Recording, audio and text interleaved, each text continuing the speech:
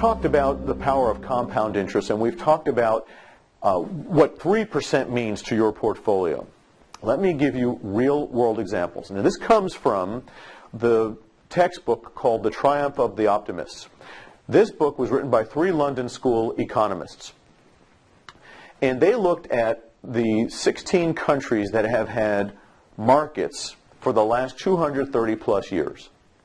And here's what they've discovered. Inflation's been about 3.5%. Bonds usually earn between 4 to 4.5%.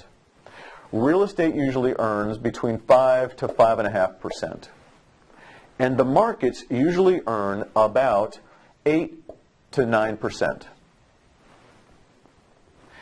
Now, you have to subtract out this inflation number to get the real rates of return. And, by the way, half of this money, half of it is in dividend coming out of the markets. So why is that important for you? Notice there's 1%, 2%, maybe 3% difference. Let me share with you how that works. If you remember your history from 4th grade, the Indians sold Manhattan Island for $24 in wampum. That's Manhattan Island.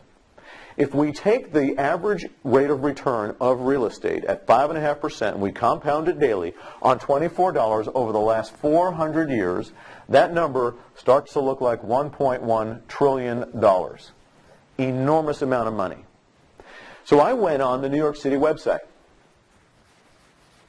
And the last year that they reported was 2004. And in 2004, before the big real estate run-up and before the big real estate crash, this is now 2011, all of New York City's real estate was worth $600 billion. Can you imagine that? $24 at 5.5% equals $1.1 trillion, but all of New York City's assessed value of real estate is $600 billion?